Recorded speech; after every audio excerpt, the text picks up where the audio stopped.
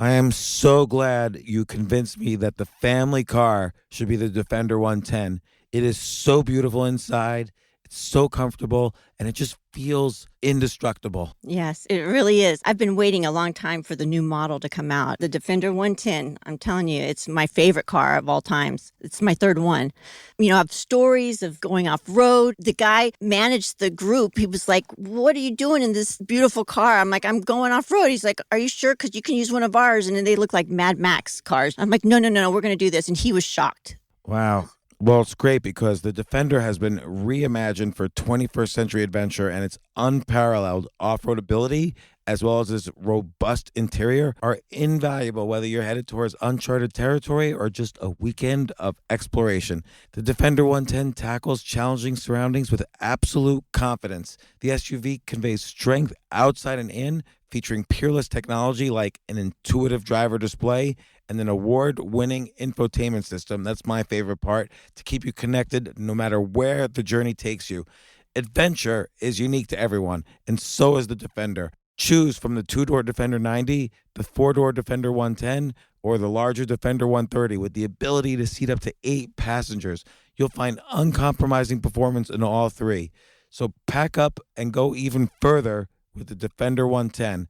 Learn more at LandRoverUSA.com/Defender.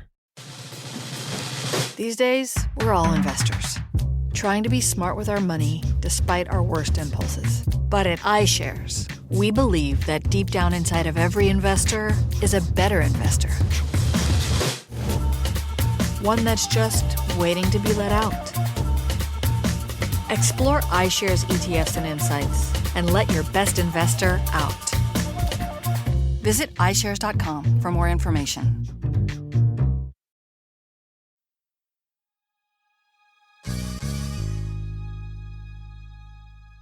How do you go from selling fax machines door to door for years? I think it was about 8 years. And you have this weird idea for a new fashion item. It's weird. And in order to sell it, you have to take the salesperson to the bathroom and show her how this works. So, fax machines to one sale to billionaire. Let's find out from one of my favorite people, Sara Blakely. This isn't your average business podcast, and he's not your average host. This is the James Altucher Show.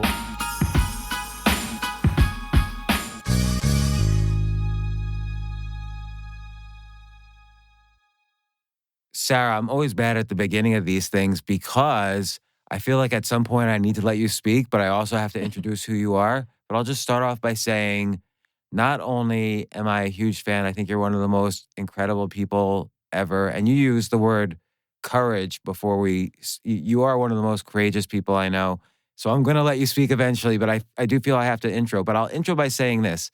We're recording this on Inauguration Day, and I was going to cover the inauguration for a newspaper. I had spent months volunteering, for no pay and then getting White House credentials. And I even got invited to an inaugural ball. And then when I heard today was the day you were available, I canceled all that to do this podcast. Oh my, are you serious? I am totally serious. Oh, I'm really flattered and I feel pressure. Like now I got to really step up my game. But that is so nice. I almost didn't want to tell you because I didn't want you to feel pressured. Because also, reality is, as I get closer to an event, I realize, do I really want to be out in the cold all day? So I'm glad we're doing this. But Sara Blakely, inventor of Spanx, I don't know what it's valued at. It's a multi-billion-dollar company. You also, the main impetus for this is you also are involved in many charities, but in particular, you just came out with a book, The Belly Art Project, which was just this amazing thing out of your own imagination, which you'll explain, but it helps all women who are going through childbirth. And we'll get into Spanx in a second, the charity also. But I didn't know this one basic statistic that you have on the website, which is that 3 women a day in the U.S. die from childbirth-related issues. Is that really true? Yes. How do they, while they're giving birth, they die, or what happens? I'm not exactly sure how they're dying, but the point is that there's such an opportunity to help with maternal health. And so this particular project, since my foundation is mostly about empowering women, but this creative idea was so linked to pregnancy and that moment in time that a woman is carrying a child and, giving birth, that I gave all the funds from this book to Every Mother Counts, which is Christy Turlington's foundation. So they're the ones doing real important work on the ground to help with maternal health. Well, I want to get into the genesis of the Belly Art Project, but there's a lot of comparison between what you did here and what you did with Spanx. So I know you've been interviewed a billion times about Spanx. Is it okay with you if I ask you a little about that? Because I see these of course. comparisons. One is, it seems, you just mentioned the word about empowering women and helping women. And it seems like beyond making a lot of money, beyond creating a new element of fashion, beyond painting pregnant bellies, there's this overall vision that you had from way back, from pre-Spanx, of how can I empower women and give them more confidence. And I see this as this running theme through all these things, and it fires your creativity, your business sense, everything. Like, where did this start?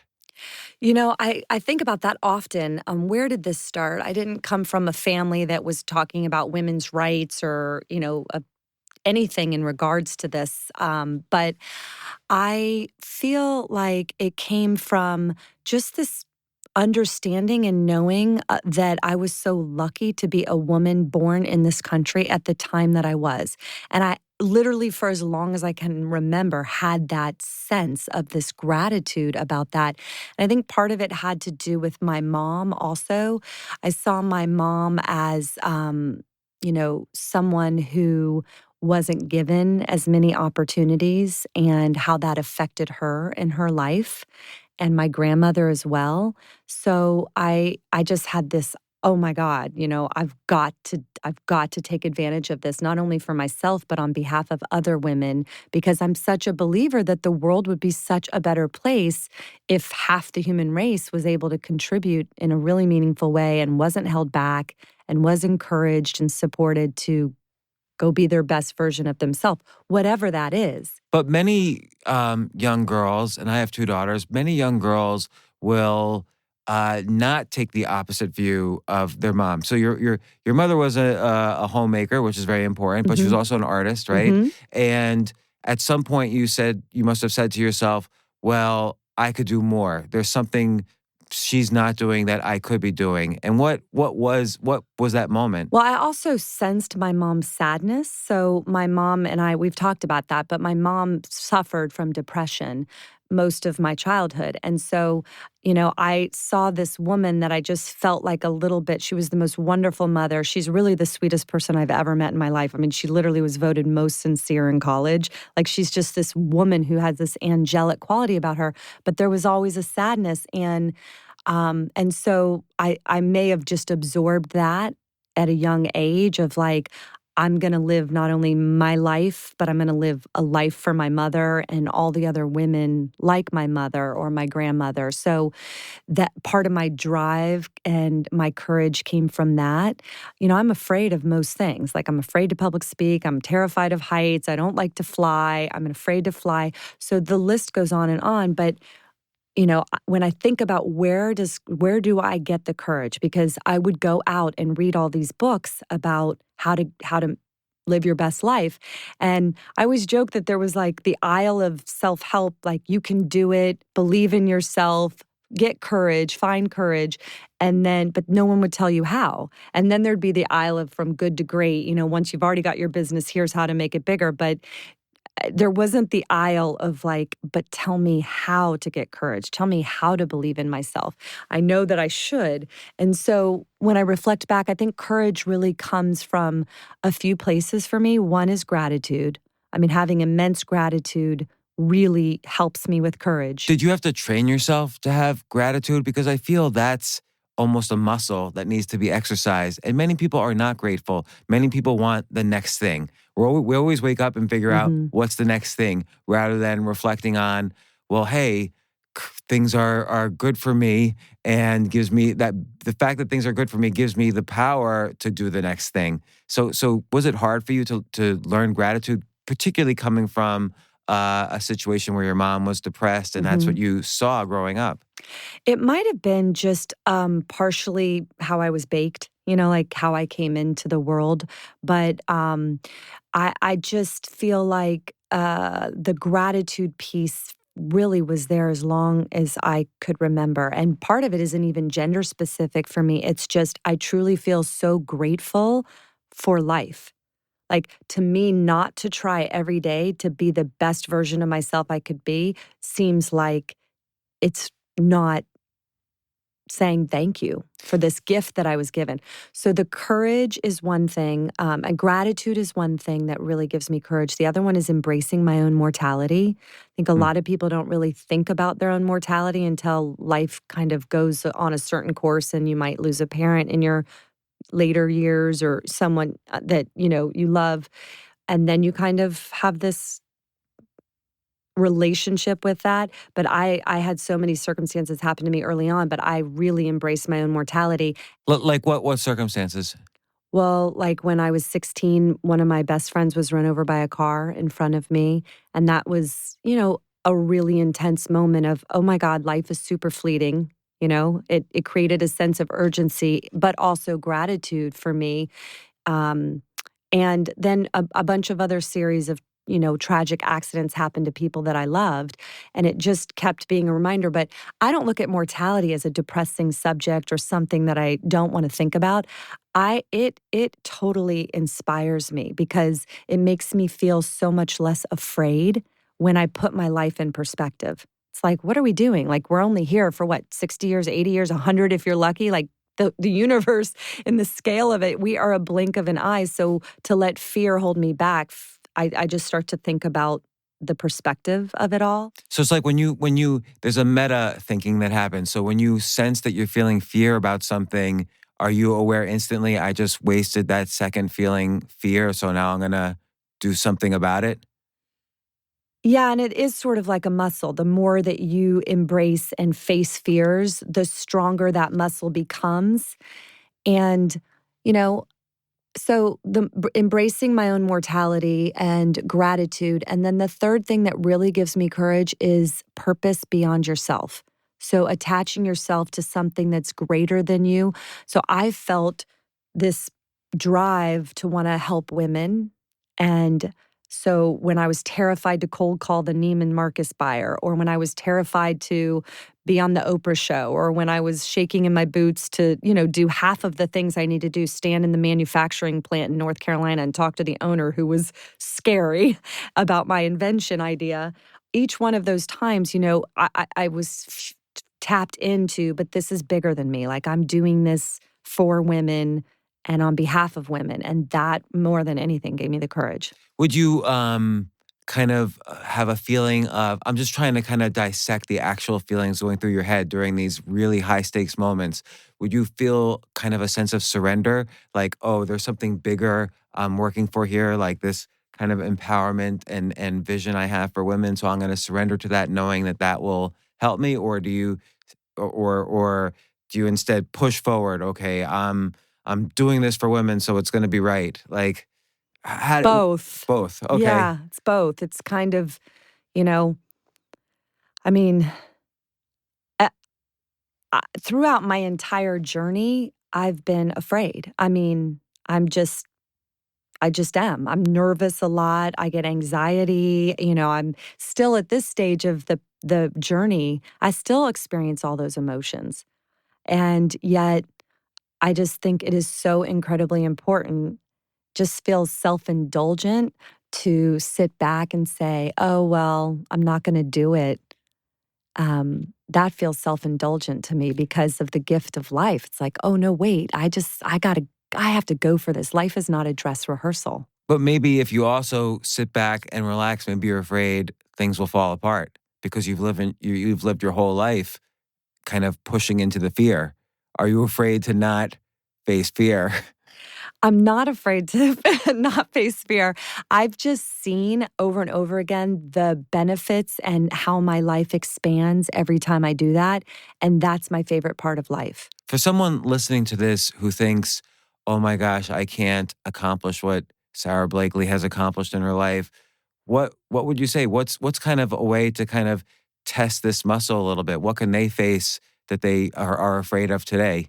What was the last thing you were major afraid of, like in the past few days even?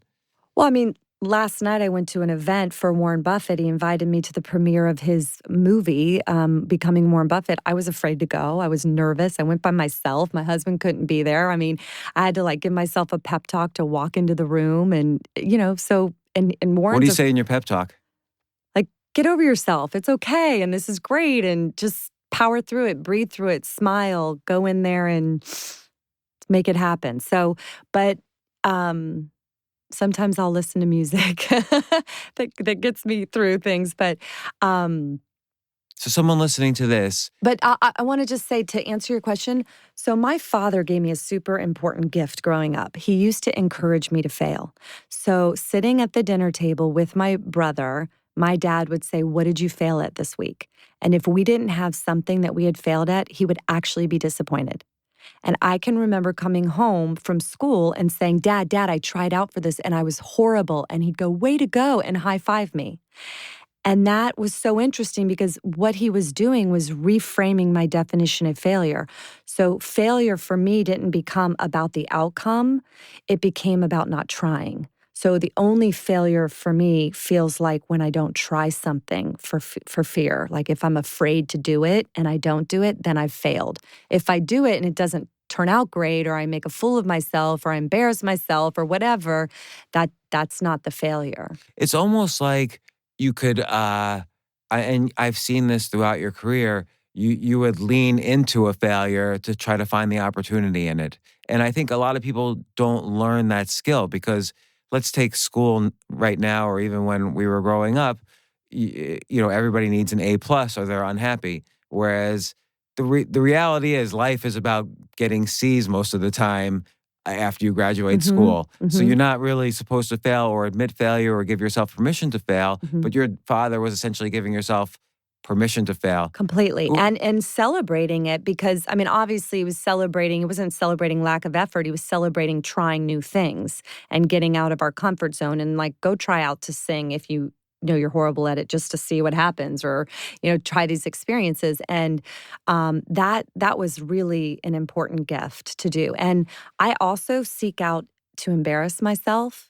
So I often try to embarrass myself. And if too much time goes that I haven't embarrassed myself, I can sense it in myself. And I'm like, I gotta do something embarrassing because it loses its power over me. So again, someone listening to this, how can they today embarrass themselves? Well, just what are some There's ideas? a million ways to embarrass yourself. I'll sing in an elevator for no reason with other people in there and my heart will be pounding and everyone's like uncomfortable and it's awkward and embarrassing. Or I will, just ask a question that I know really sounds quite stupid, but I'm curious about it and put myself out there. And I think when you let go of this need to sound smart and look smart or free yourself up from all that, like really good things start to happen. And so that's, I joined an improv class when I was in my 20s in Atlanta. Well, I was going to ask about that because before everything, before the Value Art Project, before Spanx, Yes. before you were selling fax machines, Door to door. in the pre-Spanx period, I saw there's just like one line about it, but you tried to be a stand-up comedian. Yeah. That is the hardest thing in the world. I've So once or twice gone up on stage and done You stand-up. have It is the scariest thing in the world. In the world. No doubt. I mean, I can think about it now and start shaking. It's that scary. And I have this motto that the more you experience in life, then the more you have to offer others. So I'm always like, bring on a new experience. Like, what's something that I wouldn't really do that, that I can go try. And that was on my list. And every time I'd look at it, I'd be like, no way. There's no way. Because I would just start shaking and flip out. And so I was like, okay, that's the one on my list I got to really do. And Because you loved stand-up? Or like, what was it no, about stand-up that... no. I just, I find humor in almost everything. Like as human beings, I'm very, my humor was sort of observational humor. I almost feel like I've been going through life standing beside myself, observing myself as well as the rest of life. And just see humor all the time, like the quirkiness of it all and so for me, it was just an opportunity or an outlet I would used to write comedy all the time in my notebooks, or I'd see things and then I'd get up and do it. But I wasn't particularly good at it. What happened? How do you know you weren't good at it? I mean, I was good. I was okay. I got asked back several times, but I mostly did open mic for 2 years around the country. I did the Improv in Dallas. I did. You're kidding? For 2 years? Yeah. You're like practically a pro. They need to give you an HBO special. No. But anyway, I'm very glad I invented something because that was a really intense chapter. And I have so much respect. First of all, cold calling. I cold called for 7 years, which is also terrifying and super humbling. I mean, I sold fax machines door to door for 7 years from 100% cold calling in Clearwater, Florida, where I grew up. And I would get escorted out of buildings. People ripped up my business card in my face at least once a week. Why would they be so angry about, this girl wants to sell me a fax machine? There would be a no soliciting sign on their door, and they were just annoyed. Like, here's someone who walked through the door and is trying to sell me something. I mean, I used to have to stand in like office complexes and dodge and hide from the security guards. Like I can remember standing behind planters and stuff like, please don't see me, because they would escort me out of buildings. I mean, it was intense. I think I would be scared to call or to cold call or go door to door. Like what's kind of a technique of cold calling that you would use? Well, I mean, I can always remember trying to make somebody laugh or smile, because if you do that in the first 15 to 30 seconds, you usually get another 15 or 30 seconds. And I often found the best way to do that was to be self-deprecating or show some form of vulnerability. Showing a form of vulnerability always just seemed to connect on a more human level, and it gave permission for the other people, I feel like, to be kinder and also maybe want to help. So instead of trying to walk in and be, Mrs. Fax Woman, I'd walk in and be like, okay, I'm so uncomfortable right now, and I know you don't want me in here, but this is my job, and I know I have a fax machine that can really help your business. So I would just be as authentic as I could. I mean, I have times where, all kinds of things happen to me in that, but it was such good training ground because I heard the word no all day, every day. And so you just learn, you just got to keep going. And so hearing no didn't stop me when I was trying to start Spanx. And I heard no for a solid year. So you got this training in failure from your dad. You got this training in no from your first job. Mm-hmm. You got this training in dealing with fear in stand-up, because obviously getting up in front of a crowd and trying to make them laugh is scary. And now you're ready for Spanx. And plus you had this you had two other things going on. You had this vision of empowering women, and I want to relate that to the Belly Art Project as well. And you also had kind of, you mentioned you listened to a Wayne Dyer tape, Mm-hmm. and that helped you with Mm-hmm. visualization and kind of moving forward. Mm-hmm. Do you want to describe the tape and what you learned from it? Absolutely. I was 16 years old, and my very close friend was just run over by a car in front of me and died. And my father left home. My parents got separated and ultimately divorced. And when my dad was leaving the house, he came into my bedroom and handed me this cassette series called How to Be a No Limit Person by Wayne Dyer. And he said, Sarah, I wish I had discovered this when I was your age instead of 40, and left. Why did you listen to the tape then? Because if I hand my 17-year-old daughter a tape, it's kind of a crapshoot whether she listens to it or not. I'll tell you why. It's what I talk about. There's always a hidden blessing in all situations. My life at that time was so dark, and I was so sad, and it was just the gift that came from being through such an extremely traumatic event and such profound grief for the loss of my friend. And then my family was splitting up all at the same time. It was like, I think if anyone else at any other time had handed me this cassette series with this middle-aged bald man with a bushy mustache, like smiling at me how to be a no limit person, I probably would have thrown it in the closet. But I was hungry and ripe for anything that could possibly make me feel better. And the minute I put it in, I just felt like I could breathe. Everything he said made sense to me. And I quickly realized I'm in school all day, every day, and people are teaching me what to think, but nobody is teaching me how to think. And Wayne Dyer was the first introduction in my life of someone truly teaching me how to think in a way that could maximize my journey here, like visualization and manifesting things and law of attraction. And if someone's mean to you, don't hit the ball back. Like, you don't have to own that. It's like, don't get in the volley. Like, that's their stuff. They own it. And all of these things as a 16-year-old meant so much to me, and it sent my life on a different trajectory.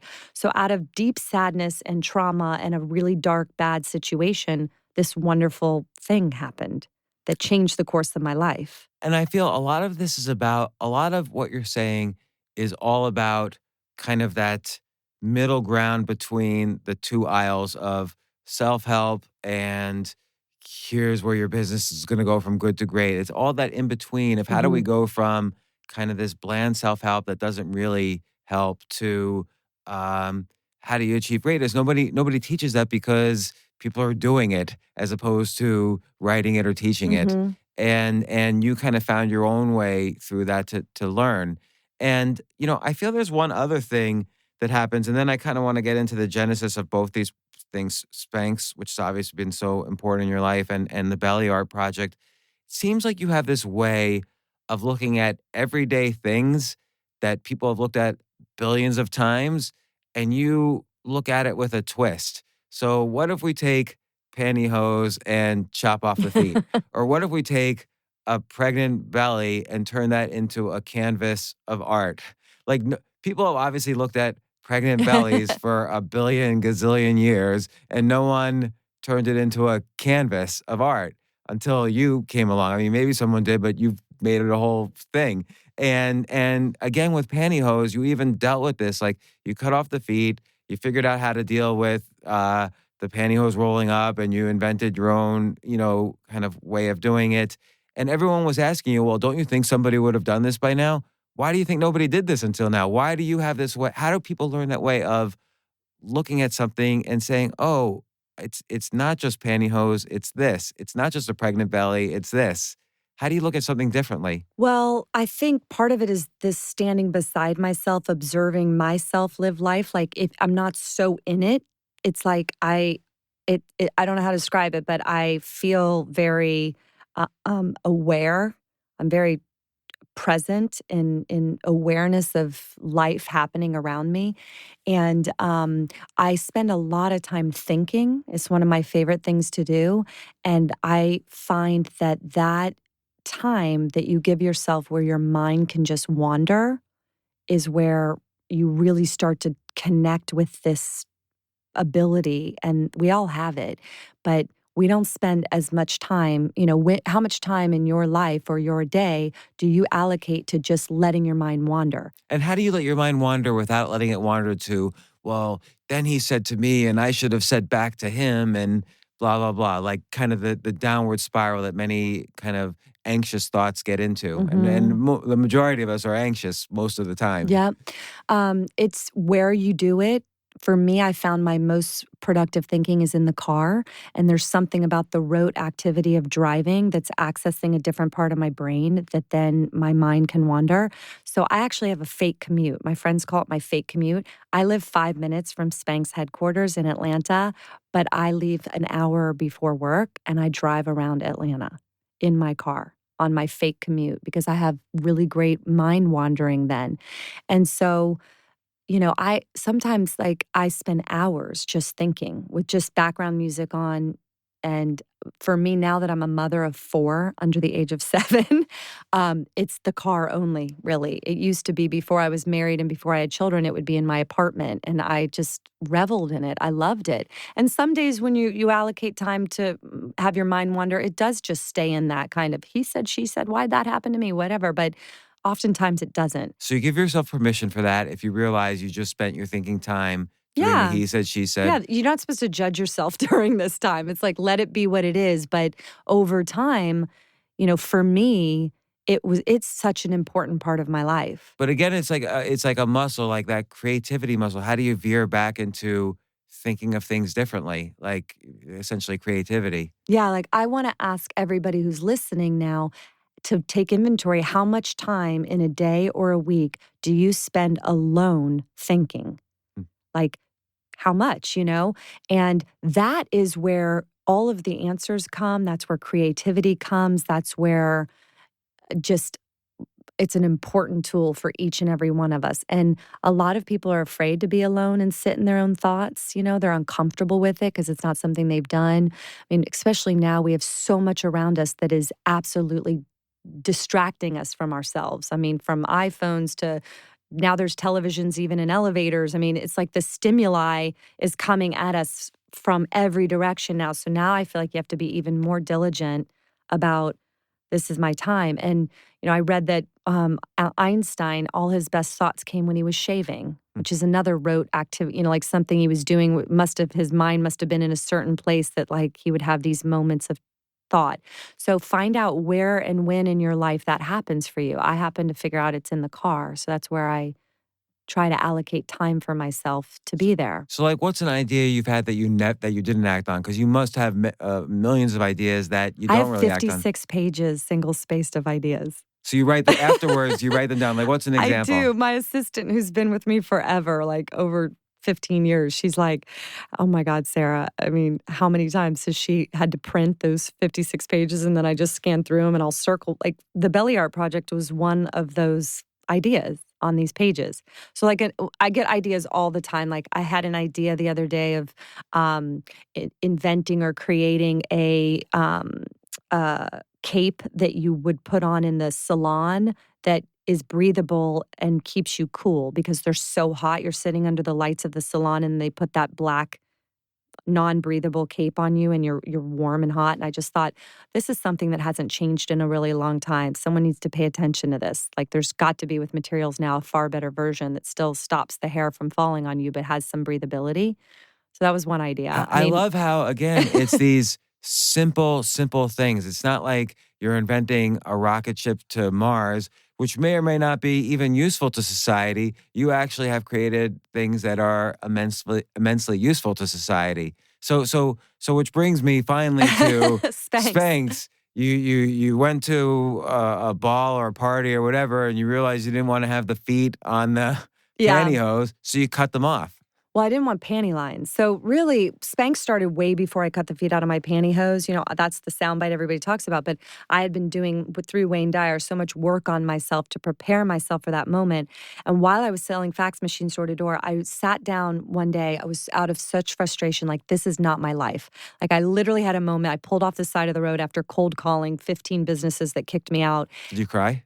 I cried all the time, and I'd listen to tapes to recenter my energy and get me self-motivated again. And some days I'd go cold calling and I wouldn't even tell my boss, but I wouldn't go through a single door that day. Like I'd go sit in a park all day and then go back because we always had to report back at 5. But some days I just couldn't even get the courage to walk through a door, and then the next day I'd be like, okay, I can do this.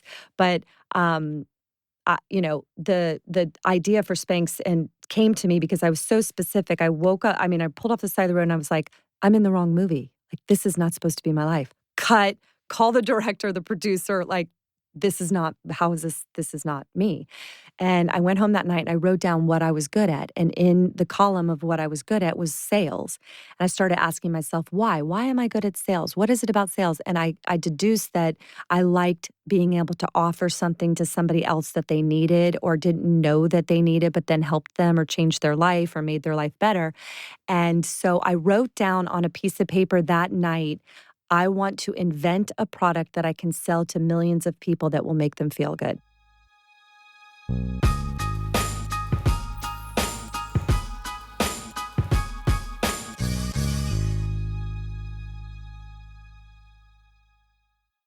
You know what I love about fantasy sports is that even though I'm not going to be a great basketball player or a baseball player or a football player or whatever, I feel like I get to participate and make decisions and use my knowledge of these different leagues or these different sports to compete. So it's like I can pick my team or I can pick my favorite players and I could use my knowledge to make predictions and maybe even make money. So with the basketball season here, you can now pick combo projections across football and basketball from the Specials League on Prize Picks. This is a league created specifically for combo projections that include two or more players from different sports or leagues. Want to play alongside some of Prize Picks' favorite players like rapper Meek Mill and comedian Andrew Schultz, who's also been a guest on this podcast, and I've been a guest on his? You can now find community plays under the promos tab of the app to view entries for some of the biggest names in the Prize Picks community each week. Look, Prize Picks even offers a reboot policy so that your entries stay in play even if one of your players gets injured. For football and basketball games, if you have a player who exits the game in the first half and does not return in the second, that player is rebooted. Prize Picks is the only daily fantasy sports platform with an injury insurance policy. What? So I love playing it. I love anywhere where I can use analytical ability with my interests to demonstrate some skill and maybe make some money. And I like the game-like aspect. I do wish they had chess as a category on prizepicks.com, but I'll settle for what they've got. Maybe I should make my own fantasy chess league. But in any case, I love Prize Picks. Go to prizepicks.com/James. Use code James for a first deposit match up to $100. That's the easiest $100 you're ever going to make. So that's prizepicks.com/James and use code James. Daily fantasy sports made easy.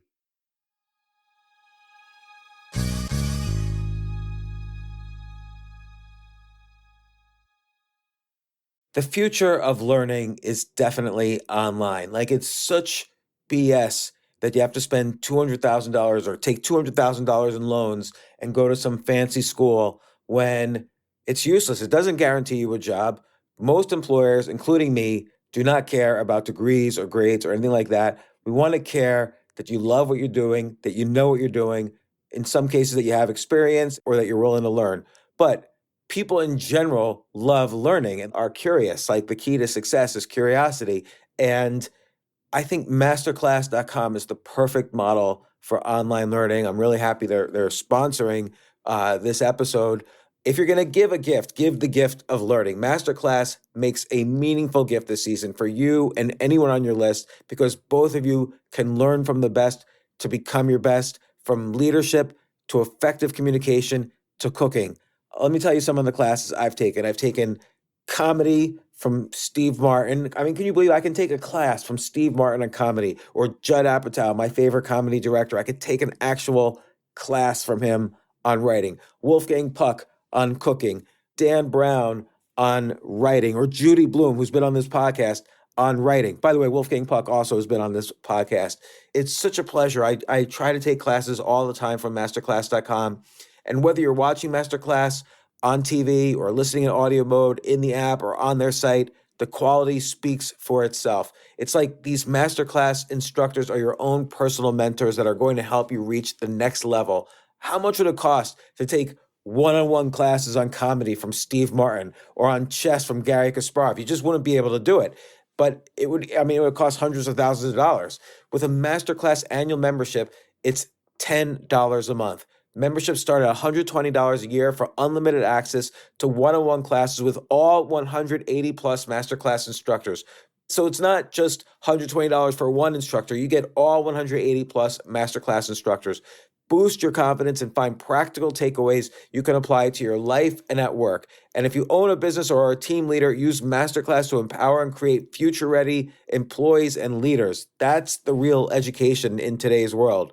So this holiday season, you can give one annual membership and get one free at masterclass.com/JAS. JAS, of course, stands for the James Altucher Show. So right now you can get two memberships for the price of one at masterclass.com/JAS.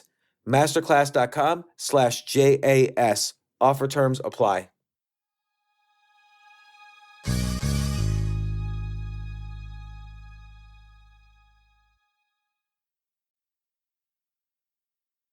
I like how you use the word invent, and it seems like that's an important word for you. As because like you can say with Spanx, what you created was a new. You were almost like a fashion designer for underwear, but you elevated to the point where you could say, "No, I invented something." Why do you think the word invent is important as opposed to other words that you could have used to describe yourself at that time? Well, for me, it was really important to also help me get people to pay attention to me. I had no money to advertise. I started Spanx with $5,000 in my savings out of my apartment. And so invent sounded also more newsworthy than here's a designer. And I also got a patent on it. I wrote my own patent. I went to But even as you've said, patents are not really enforceable. Like if someone sued you, or if someone stole your idea, you weren't going to sue them. You didn't have money to sue them. So right. so you still, but the word invent, the word patent pending, these are words that kind of at least allowed you to get through the door. They were really sales techniques. They were very helpful for me to get attention for my product. And I think people don't think of that enough. Like they think, okay, I've got the product, shouldn't they listen? But there's all these things combined. There's personality. There's the words you use to describe yourself that are kind of like almost like brain words, like keywords that people will listen to. And then there's the product itself. Yeah. Maybe, I paid such attention to the value of a word when I was doing stand-up comedy Hmm. because I would write comedy, I would write jokes or write storylines. And one night I would get up and the audience would laugh hysterically. And if I changed one word in the delivery, it would be like crickets. So It's almost like you focus grouped language.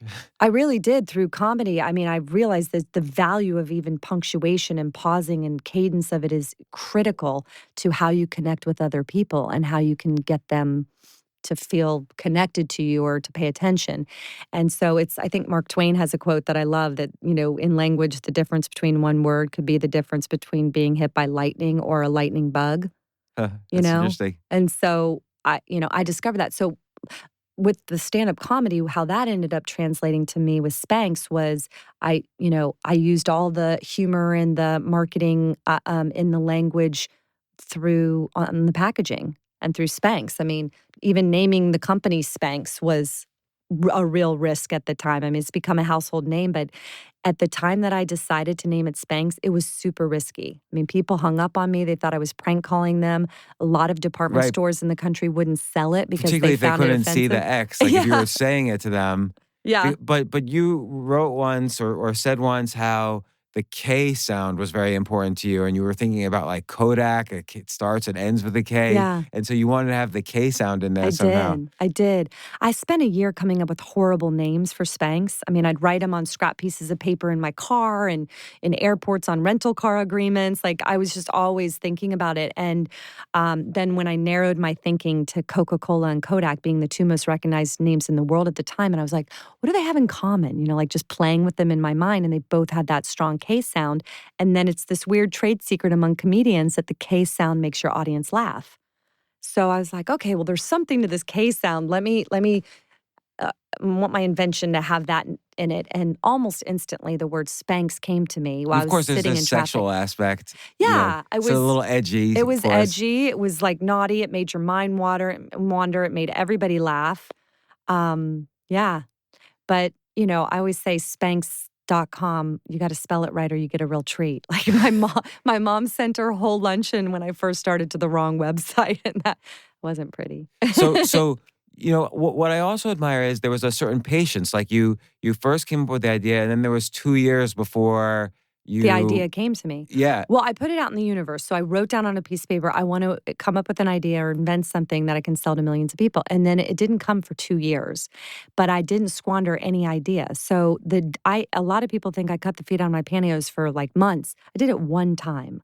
And I literally was like, oh, are you my idea? Maybe you're my idea. I was so sure I that like the idea of asking, "Are you my idea?" oh, yeah, for sure. I was like, it's like that book, that children's book, Are You My Mother? Each page, I don't know, I have all these small children, so I'm reading all these books, but every page, look that one up. this little bird's like, Are you my mother? And he's saying it to like a bear and then a crane at a construction site. And I was like, are you my idea? Oh, but I was going to find out no matter what. I had no idea when I started pursuing Footless pantyhose as an undergarment option if that was the idea. But the genesis for Spanx, once it came to me, was I just wanted to create the perfect canvas under clothes. So I look at clothing. I was a woman and I spent money on these clothes. I look at the clothing as the paint and Spanx as the canvas. Like if you don't have the right canvas, it affects the painting. And all the undergarments that were out there in the world left bulges or lines or a panty line or, just didn't look great. And I'm like, I just want some invisible kind of canvas that I can hardly feel underneath my clothes, that's super thin and lightweight, that makes my clothes look amazing on. And But like, so if I had been you at that point, I would think to myself, ugh, there's 4 billion women in this planet wearing undergarments. Why am I going to come up with something? I can't tell you how many times I thought that, like every other day. I'd have this whole mental dialogue and I'd be like, who am I? I sell fax machines. I'm from Clearwater, Florida. I've never taken a business class. Why would I be the one to think of this and do something about it? And then, then I'd have another conversation with myself, or a week would go by and I'd be like, that's right, I'm not going to do this. And then there'd be this other feeling that would come over me and I'd say, but what if you are? Like, why not? Like, pursue it. And my life was so bad at the time that I often say, like, if you're in a place in your life right now that's super bad, be really grateful because, I find it when things are the hardest, it's when you feel the most inspired to make change or when things are really bad. So I was selling fax machines door to door. I was dating the wrong guy. I was like, not in a good place in my life at all, feeling completely like I was in the wrong movie. And that if it hadn't been that bad, I don't know if I would have felt so compelled to take some sort of radical action for myself. And it wasn't quite radical in the sense that you still gave yourself time. Like a lot of people kind of come up with an idea and they say, okay, I have the idea. Now give me money and I'll quit my job and I'll just do it. And you kind of incrementally just, I could imagine now from what you're saying, you would probably be frustrated with one area of your life and say, okay, well, I'm going to just make some incremental progress on this new idea I Mhm. have that's unnamed. Like, what would be some of the kind of small, tiny things you would do to advance yourself forward? And this was over a 2-year period. Yeah, I never quit my job selling fax machines. Which is really important to know. Yeah, I worked on Spanx at night and on the weekends for 2 solid years. And I took time off of work. I took a week off of work, of vacation time, to actually go in person to the manufacturers that had all been telling me no over the phone and cold called them to try to get them to help me make this idea. But it is really important to know that I didn't just say, oh my God, I have this idea and I quit. I tried to really be calculating on how I could use the money, and I needed my health benefits with my job for as long as I possibly could before I took the leap. And so again, I think part of your kind of mutant superpower is that you kind of, on the one hand, attach yourself to this higher vision and of empowering women, and then on the other hand, you're able to infect others with the excitement you had for this product. So when did you start to really see how other people would be infected with the enthusiasm for this product? Well, I find that so important. I mean, I didn't have the most experience in the room. Certainly didn't have the most money in the room, but I cared the most. So those things that are commonly listed as excuses why people don't try things, you right off the bat realize you didn't have them. No, I mean, I'd never taken a business class. I'd never worked in fashion or retail. I grew up on a beach in Clearwater where everyone wore t-shirts and cut-off shorts year round. Yes, and I'm going against a multi-billion-dollar industry that are filled with experts that all day long think of what should be next. And so, but I think the reason why Spanx is still around now is because the one thing that I had that they didn't is I cared the most. And that passion is so important. So if you've got an idea or you're trying to mobilize other people to help you, you have got to be extremely passionate and have energy when you're talking to them and smile and just be infectious in how enthusiastic you are. And so, for example, when I cold called all these manufacturing plants in North Carolina, they all sent me away. They're like, no, thank you, not interested. And it was a couple weeks later that one mill owner in Charlotte, North Carolina called me and he said, quote, Sarah, I've decided to help make your crazy idea. And when I asked him why he had the change of heart, he said, I have 3 daughters. And the 3 daughters had told him, Dad, this is actually a good idea. You should do it. But what caused him to even share it with his daughters at the dinner table was my passion. He said, I just couldn't. He's like, I don't think this is a good idea. He's like, I got to be honest. And I'm not sure, what, if anything, this is going to do.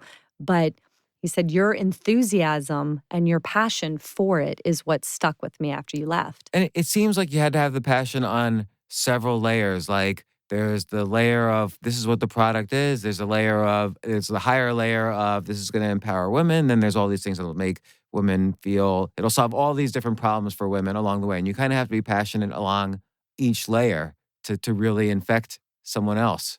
There has to be multiple reasons. Yeah, I mean, I used to practice how I would say things, and I would try to take any doubt language out of my delivery.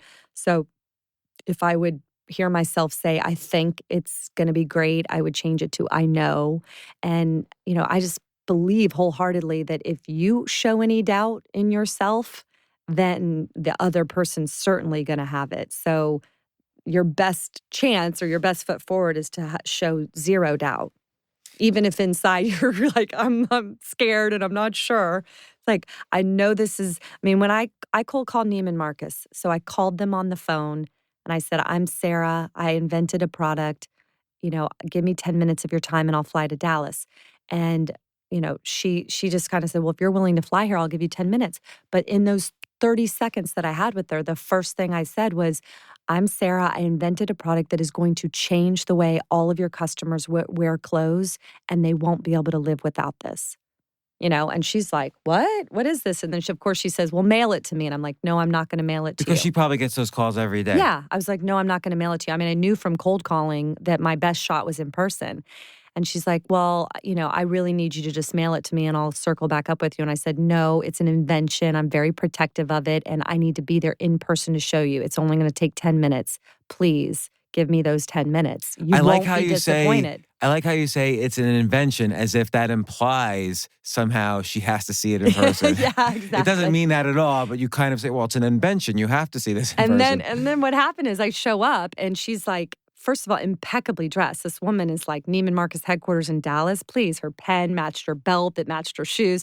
I'm sort of disheveled. I come in, I've got my lucky red backpack from college with me as my presentation bag, and my friends begged me not to bring it. They're like, Sara, do not go to the Neiman Marcus headquarters with that red backpack. They're like, buy a Prada bag, return it the next day if you need to, but don't show up with that bag. And I'm like, but it's good luck. And I literally had this red backpack with a Ziploc bag of the prototype in it from the mill and a color copy of the packaging that my friend and I had created on her computer. She had just finished graphic design school. And so that was my presentation. And 5 minutes into it, I'm totally losing her. And that's when I just stopped and leaned in and said, you know what? You need to come to the bathroom with me. And she was like, what? Excuse me? I'm like, please, I know it's a weird request, but will you come to the bathroom with me? I'm going to show you what my product can do in and out of clothes. And she followed me down the hall, and I went in the stall with and without Spanx on with these cream pants. And she took one look at it and goes, it's brilliant. I get it. And I'm going to try it in 7 stores and see how it goes. So you literally had skin in the game, as they say. And that's the way to do things. You have to get skin in the game. You can't be like every other presentation. You have to put yourself into it. Yeah. But like all my training of being okay with being embarrassed, is mission critical in creating something like this. Like, it's super embarrassing to ask someone and, what are they going to think of me asking them to come to the bathroom? But I was going to go there. But there's also this kind of like bonding technique where you asked her to do a favor for you. Hey, come to the bathroom with me. And so she felt, her brain starts to feel like, oh, I'm the type of person who will go to the bathroom with Sara. So it kind of makes her more likely to say yes later on. This is kind of a cognitive bias we have. Well, I was thrilled. And then, But I just want to ask about that too. So she ordered for 7 stores. Which was unbelievable. Right. Like, and it you was my probably weren't first ready for account that I was calling on. And so you also have this, I noticed throughout your story, you have this ready, fire, aim mentality where you get ready, you're all ready to go. Now you have to fire before you have to aim. So you had to kind of fulfill this order before you even were ready to fulfill orders. No. Throughout Spanx, all I was focused on is the quality of the product. I want to know that I have the best product in the world, like for what it's doing, and then selling it.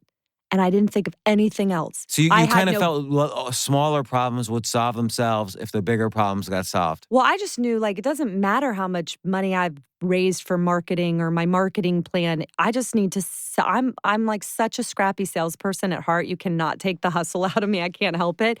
I just wanted to go and start selling this thing. And I'm like, everything else I'll figure it out if I start selling it. I didn't have a back end set up. I had no distribution model set up. I had no marketing plan. I had nothing. So I'm in my apartment. I just left my job selling fax machines. Actually, I hadn't quit my job. I landed Neiman Marcus and Saks Fifth Avenue before I quit Danka. Very important point. Entrepreneurs mitigate risk. They don't take risks. So you took a risk, yes, by going to Neiman Marcus. Yes. But you still had your health insurance paid. Yep. So anyway, I get this amazing opportunity. She says, I'm going to put it in 7 stores.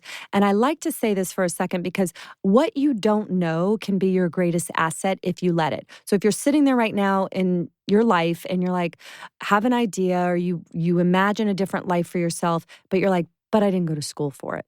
Or I don't have any contacts in this. Or I don't have money to do this. Those things, if you just allow them to, could be what is your competitive edge. It could be what gives you the opportunity to do something amazing. If you don't know how it's supposed to be done, then it's pretty likely you're going to do it different. But let me ask, okay, I'll throw some other excuses at you. I'm too old. I'm too old to be a stand-up comedian right now. The guy who started Kentucky Fried Chicken was 60 when he started it. I mean, too old is like a joke. You're not too old. You're just not. So, but just to get back to that. So, for example, this is a perfect example of not knowing how it's supposed to be done working in your favor. I land Neiman Marcus. Months go by. All these people in the industry start coming up to me and going, Sara, how in the world did you land Neiman Marcus? And I would literally look at them and I'd go, I called them. And they would just stare at me. There'd be this really weird, awkward moment. I go, why? What do you do? They're like, well, we go to trade shows. Like we've been going for 6, 7, 8 years. We set up our booth. Every year we're hoping the Neiman Marcus buyer comes by our booth or takes an order from us. And I'm looking at them. I didn't even know there were trade shows. But how did you get the buyer on the phone?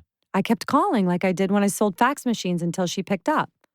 So you would call? I'd call and call and call. I'd get her message and I would not leave a message. And then one day, it took like maybe a week of calling sporadically throughout the day, every day, she picked up. What if like a secretary said, she typically doesn't take any calls, you'll have to meet her in a trade show? What would you have done then? That's a little bit trickier. You really have to then win over the gatekeeper. So, I just give the pitch to the gatekeeper that this is a call that's really important, that's going to change the way women wear clothes, and that Diane would really appreciate being able to speak to me. That's one approach. Sometimes I would send the gatekeeper something. Like some of the places I was trying to get into, I'd mail one shoe and it would just have a note that say, I'm trying to get my foot in the door. So like just quirky, weird things that funny things. Yeah, funny things. But I land these 7 stores. I have no marketing budget. I am a team of basically 1 in my apartment. I don't know how to pack and ship. I have semi-trucks pulling up all of a sudden to my apartment with boxes of Spanx because I am the fulfillment center. I mean, the manufacturer wouldn't fulfill for me. So all of a sudden, all this stuff started happening and then I didn't have crotches. Very important to have a crotch. So when I landed Neiman Marcus, I called Sam Kaplan, the guy that owned the mill, and I'm like, Sam, it's Sara. I landed Neiman Marcus. And I mean, total silence. He's like, what? I go, Sam, I landed Neiman Marcus. I need more Spanx. And he's like, Sara, don't take this the wrong way, but I thought you were going to give these away as like holiday gifts for the next 3 years. Like, what do you mean Neiman Marcus wants it? Because he was still didn't think it was a good idea. So I said, yes, I need him. He goes, great, I'll patch you through to Ted, who I'd been working with in the back of the mill, like all the time on the prototype. And he was super Southern and had this super thick accent. And it's like, I have so many funny stories about that. But I got patched through to Ted and Ted's like, well, that's great, but what you gonna do about the crotches? I was like, what are you talking about, Ted? Don't they come with crotches? Like, I just landed Neiman Marcus. He's like, well, we only got 2 crotch machines and they're being used by somebody else. I'm like, what? I just landed Neiman Marcus and I have no crotches? Like, and I remember What does it thinking, mean to not have a crotch? I still don't understand. yeah, like there's no crotch in the garment. Like that's a separate piece that needed to be sent to the mill and like put in. It's a little thicker somehow, or I don't understand. It's a cotton crotch. Okay. Women listening will know the importance of Okay. this. So anyway, I remember thinking, I don't know where to go for a crotch. Like, where do I look for a crotch? I actually looked in the yellow pages under crotch. Under crotch. And it's not there. And then I found out that there's a fancy word for crotch, which is gusset. And so that helped my search a little bit. And then I had like crotches being FedExed from all over the world to my apartment. And my roommate at the time would come home she was a teacher, and she'd be like, you got another crotch in the mail. And thankfully, just out of luck, I found a crotch company that happened to be in Atlanta, Georgia, like 30 minutes up the interstate from where I was. And the guy by the name of Gene Bobo saved the day and provided me the crotches I needed to deliver the Neiman Marcus order. So Sam would create the pantyhose, send them to you, and then this guy would sew the crotch in. Yeah. And you had none of this prepared, like No. in advance. I thought that it came with the crotch because I'd been working with How much Ted. time did Neiman Marcus give you to kind of fulfill the order? I believe they wanted it in 2 weeks, and I think I ended up delivering it in 3. Okay. Yeah. But then, I'm up all night packing and shipping and trying to figure out how to make the deliveries specific to how Neiman wants it. I had to go stand in Office Depot and learn about a bill of lading and a manifesto. And I remember one day I was working 24 hours, 7 days a week, which you have to do with this for many, many years. But this was early on in my journey. And I just started crying in the aisle of Office Depot. I just literally sat there and wept. And this man was like buying folders or something. And he turned, he's like, honey, are you okay? And I was like, what is a bill of lading? And like, he's like, let me go get someone. What is it?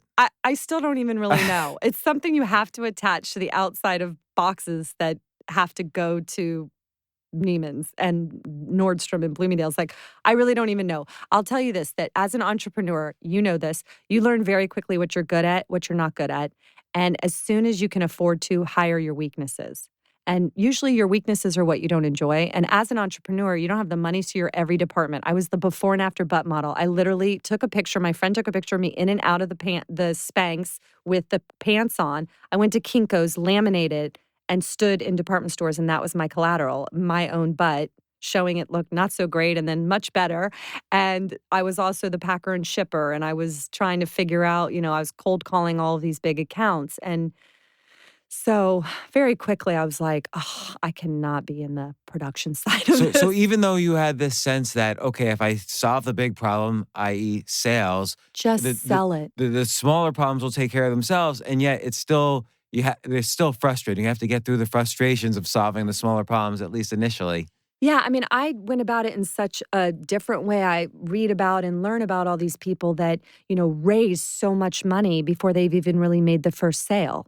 Like they have, and I guess I just didn't do that. I didn't really understand the whole VC thing, or I literally was so clueless. I didn't have any contacts. I didn't know how any of that worked anyway. But I was like, you just make it, and you make what you can afford, and you sell what you can afford, and then you use that money to buy more. And then when you sell that, you use that money to buy more. And then that's just been what I've done. And I still own 100% of Spanx. It's been 16 years.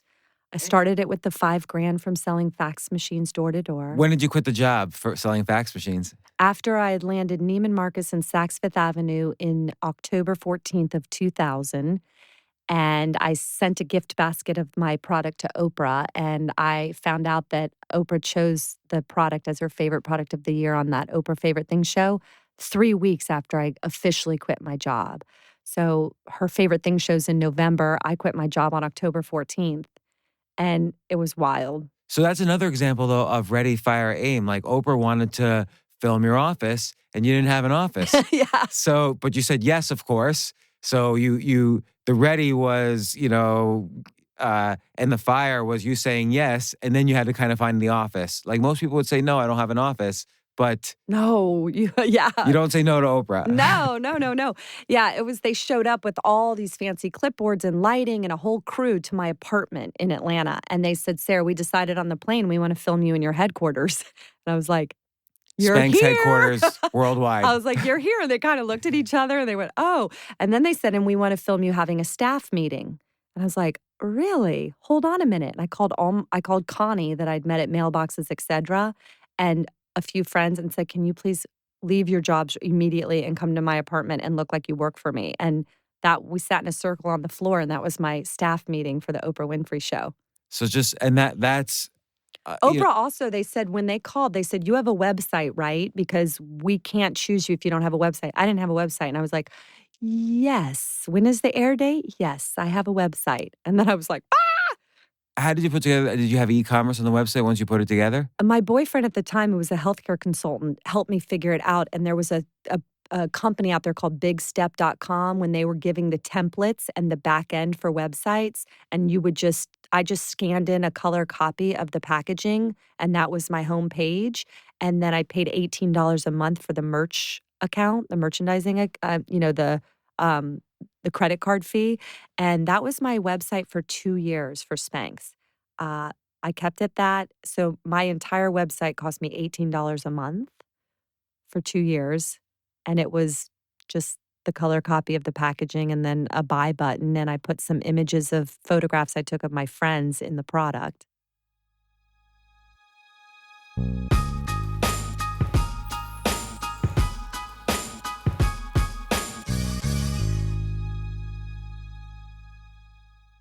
Oh my gosh, I love these clothes. Mizzen and Main. That's Mizzen and Main. It really is the most comfortable work clothes. Travel clothes. I had to travel this whole week. I'm traveling for a week and a half, and I just took Mizzen and Main clothes with me. Close out 2023 in style with comfortable, breathable, packable, and machine washable pieces from Mizzen and Main.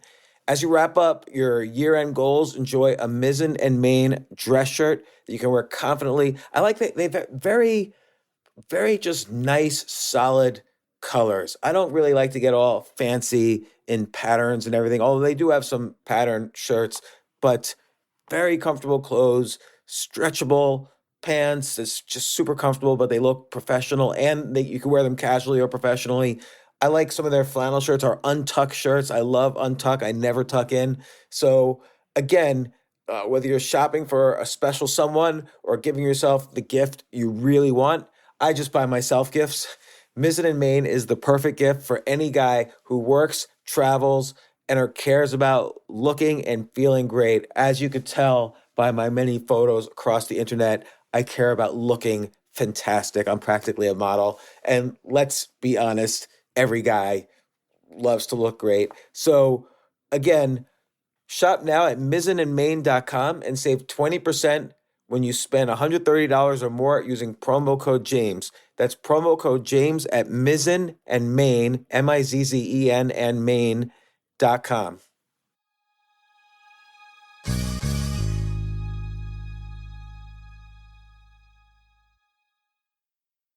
This is such a valuable service for all business owners, big businesses, small businesses, doesn't matter. I wish I had this in the many different businesses that I've started. Sometimes it seems like your business is humming, but then suddenly you don't understand it. You're starting to fall behind. You're not understanding where your costs are, where your revenues are, where your payments are. Teams are buried in all sorts of like BS work, and you can't seem to close the books. So you need like one dashboard, one source of truth. I'm jealous of this business, NetSuite from Oracle, of course, NetSuite by Oracle.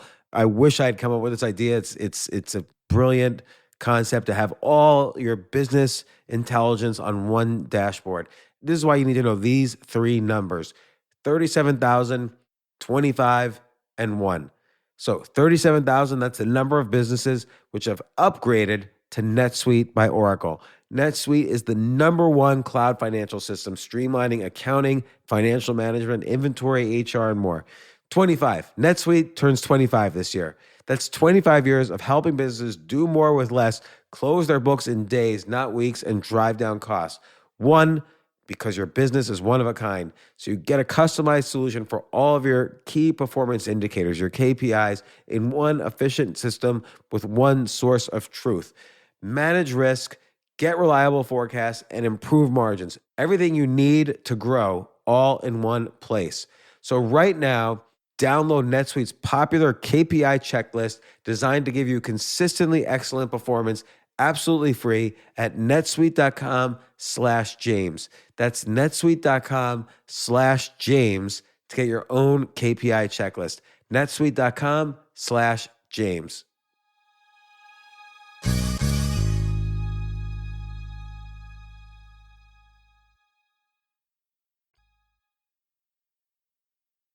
So, speeding ahead now, Yeah. I want to get to the Belly Art Project Yes. because there's so many parallels between this and Spanx and creativity and your global vision of how you live your life.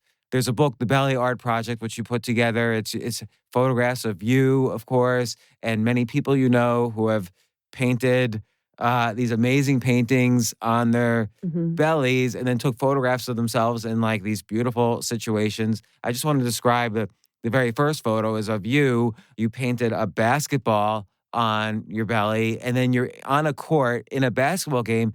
And it honestly looks to me like you're kind of defending the basketball against all these players, and that's your belly with the basketball painted on it. So how did the whole thing, how'd you come up with this idea? So the Belly Art Project came to me at 3 a.m, 3 days before I delivered my son. I literally woke up from a dead sleep and thought, oh, my God, my body is incredible. Like what a woman's body can do. And I saw this belly and the form my body was in. And I thought, it may never be in this state again. Like in 3 days, I'm delivering my son.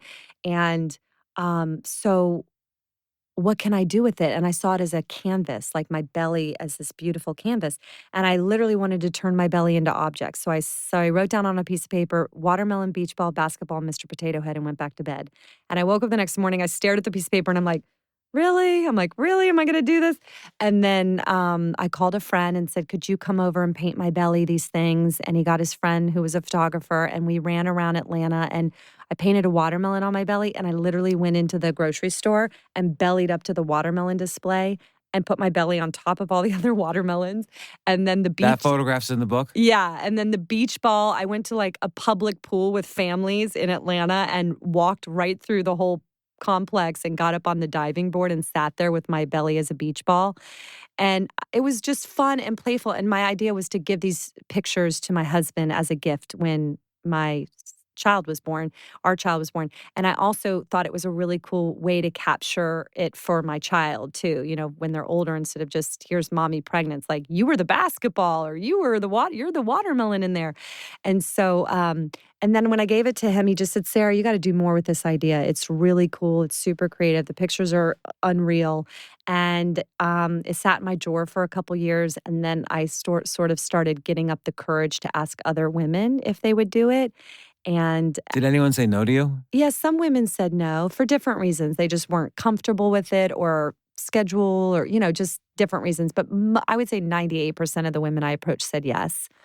And one of the first people I approached was Kate Winslet. And she said, absolutely, I'd love to do this. And they all knew it was for a good cause. I was giving 100% of the proceeds to help mothers in need. So it wasn't a book I was trying to make any money off of myself. I just thought of it as a platform and a way to celebrate women's bodies in a time where we're pregnant and see the kind of whimsy and fun and humor in our changing bodies. I know pregnancy's beautiful, but I kept getting these like gifts for goddess type photo shoots. And I never really felt like a goddess when I was pregnant. I felt more like a Cirque du Soleil character. Like I was like, this is funny. And I'd look at my body and go, oh my God, and just start cracking up. And like, this is, so I just sort of saw it more through a humorous lens.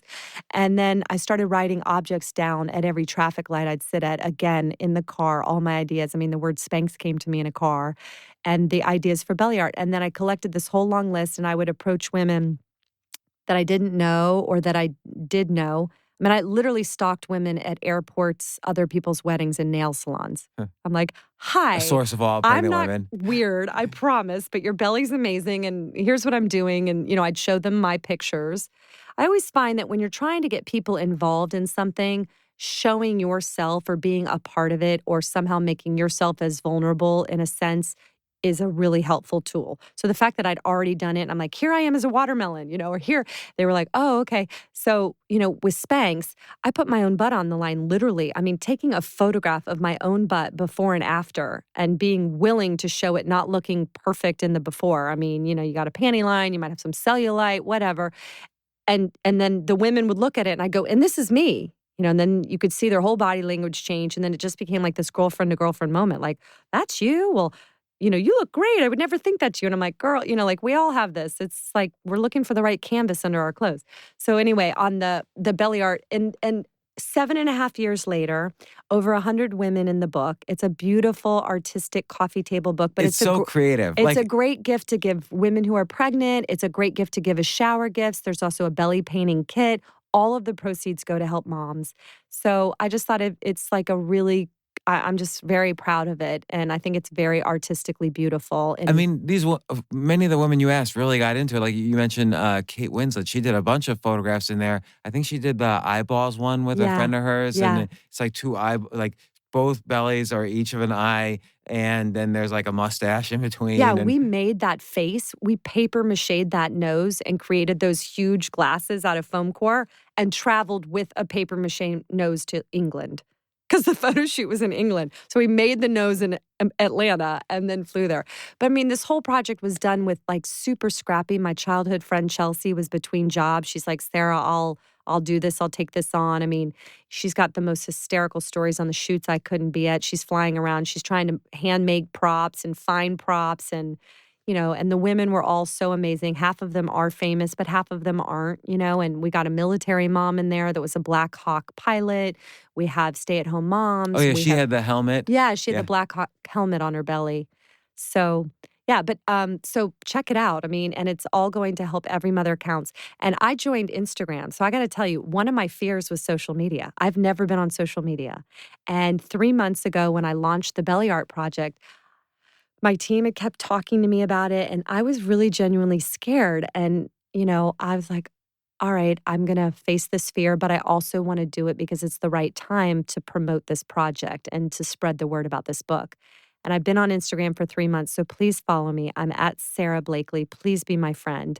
I have to say I'm loving it so much. My team was like, please do this, Sarah, And I was like, no. And now I think they're looking at each other and like, she hasn't worked since, basically. And well, people also should tag you and hashtag the Belly Art Project and put their own photos up on Instagram. 100%. Yes, we have all these amazing pregnant women that have painted their own bellies and are posting the pictures, and it's creating quite a movement, and it's awesome. So again, though, it's a way of looking at some very common thing and saying, oh, there's a different use of this. And you've used the word canvas now to describe women's undergarments and women's clothes, and now a pregnant belly.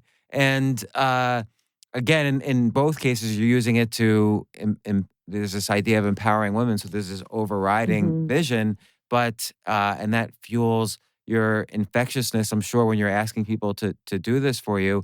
But like, what other things could potentially be canvases in our life?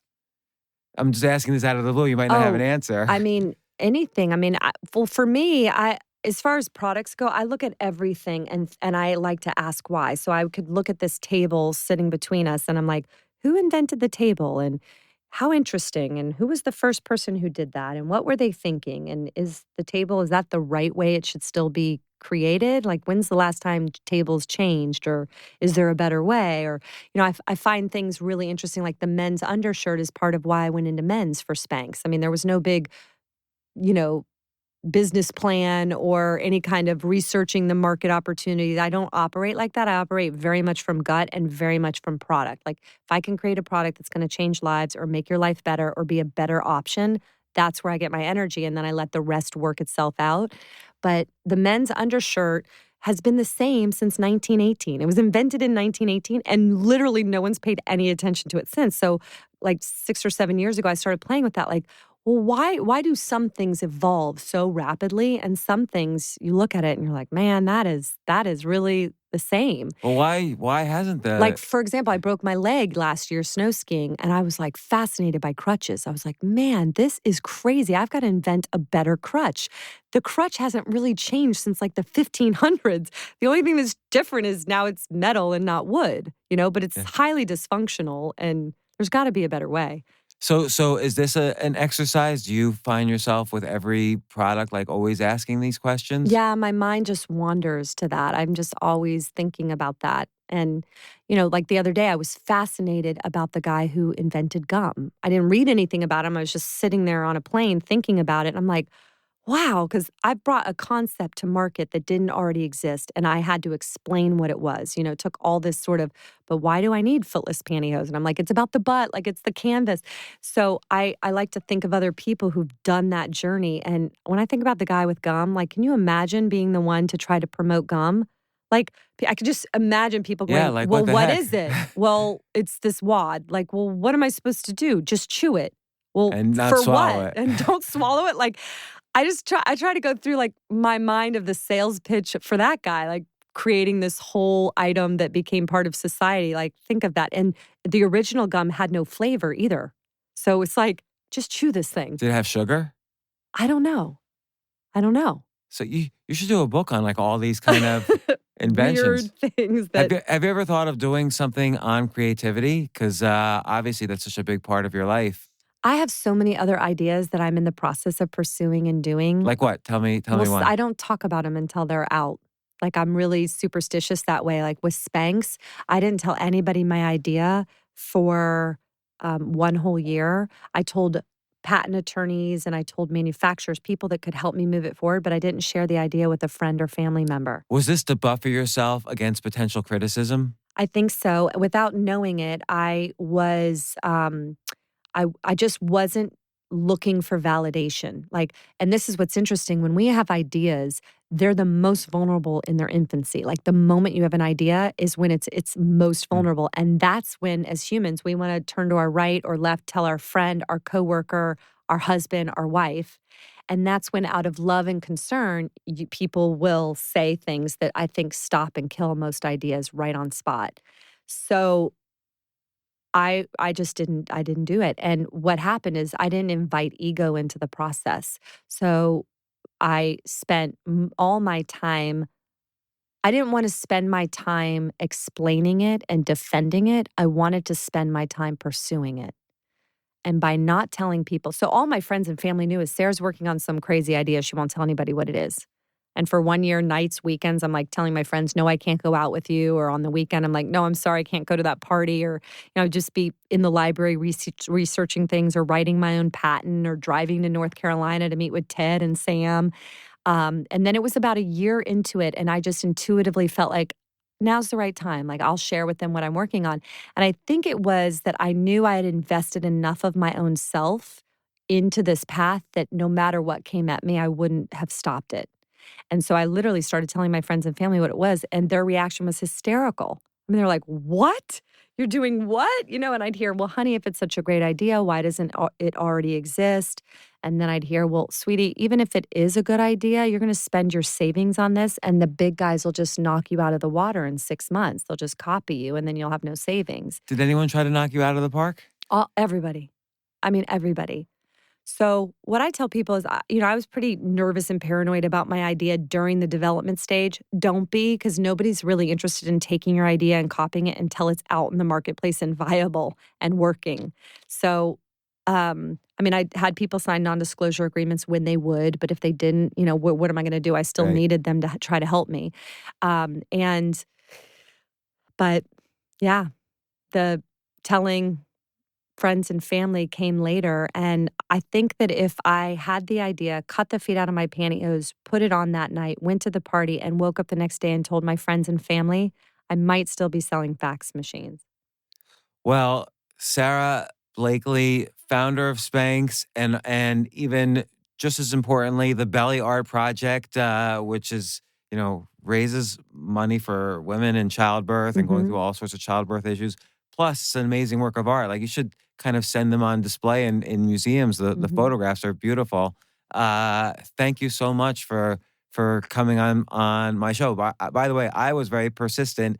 You probably don't even know the ways in which I was persistent to get you on this podcast. So, but also respectful. Yeah. I never Yeah.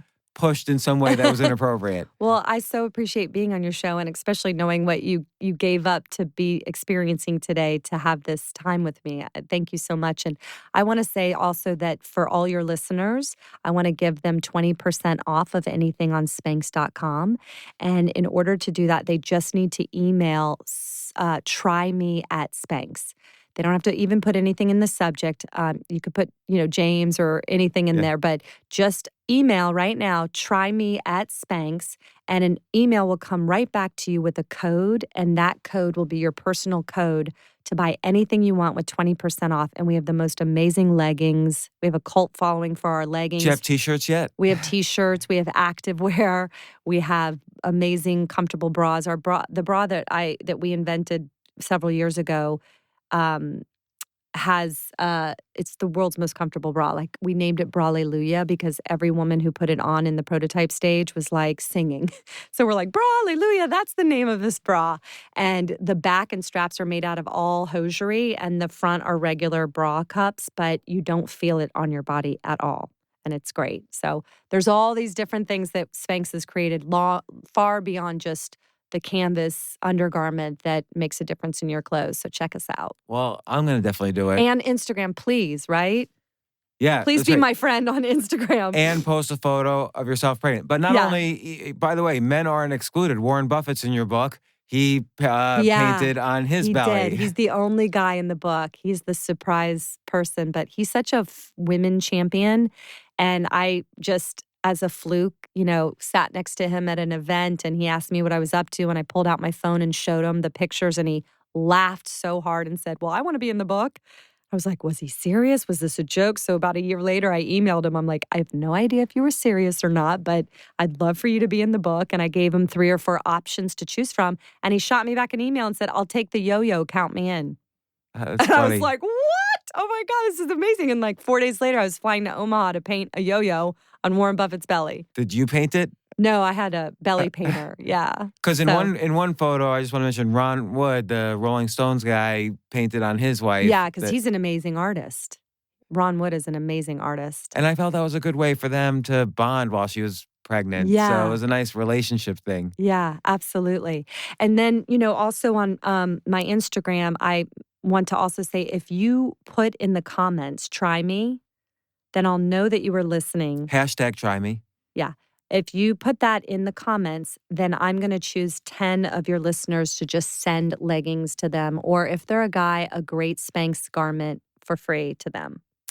Well, thanks again, Sara. I can see your salesmanship and creativity at work as the seconds go here.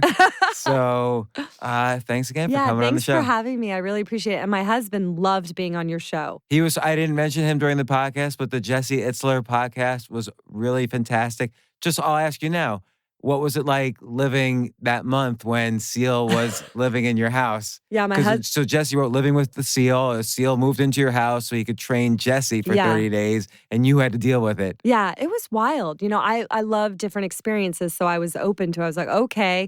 And it was just 2 worlds colliding that couldn't have been more different. I mean, here's a Navy SEAL who's been living out of a backpack for decades, and he moved into our New York apartment, on Central Park, and we have a newborn son, and it was just like, wow. And there was just so much to learn from it. It was fascinating.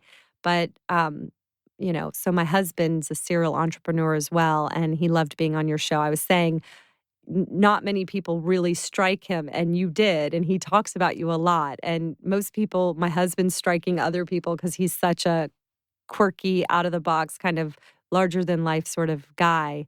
But he really liked meeting you. He kept saying, he's only got like 4 possessions. He lives in Airbnbs. And I knew where it was going. I'm like looking at him like, Are you about to ask me to do this? Like, is our family going to? I kind of sense that he wanted to. He does. So, I'm kind of bracing myself for that. All right, well, maybe I'll have you both on the next podcast when you're living in like a trailer or something. With 4 possessions. And you said one of your 4 is Spanx, right? Well, I lied, but I know. maybe after the try me, I'll try it I'll out. get like an undershirt. I have the same undershirt, so I'll get an undershirt. More comfortable. More comfortable. Add that. Add a 5th possession. Yes. Well, make it Spanx. What I usually do is I count an outfit as like I have 2 outfits. So, and that contains everything because I can't count like each sock as a separate possession and so okay. on. So the undershirt is wonderful and how simple. Frees your brain up to way more important things. It is. Since I've met Jesse, I've lived in 20 different places. So, wow. But it does allow me to not, it's like you said, my weaknesses are basically living a normal life. So this is a way for me to kind of just experience lots of different places and focus on my creativity and the things I want to do. Oh, wow. So great. So again, thanks so much, Sarah. Thank you.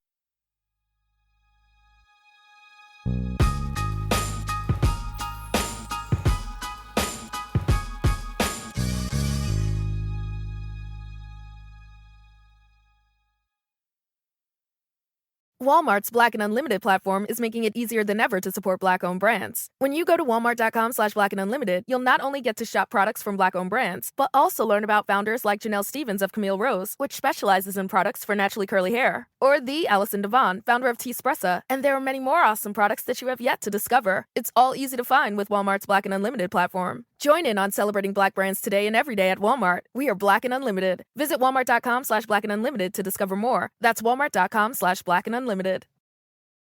The McNugget Buddies are back. But this time, they got a fresh look as part of the new Kerwin Frost box at McDonald's. We're talking all new buddies, dressed head to toe in the freshest fits, all designed by the artist Kerwin Frost. So when you order the Kerwin Frost box with your choice of 10-piece McNuggets or a Big Mac, you'll get one of the flyest McNugget Buddies to go with it. Think you can collect them all? Ba-da-ba-ba-ba. I'm loving it. At participating McDonald's for a limited time while supplies last.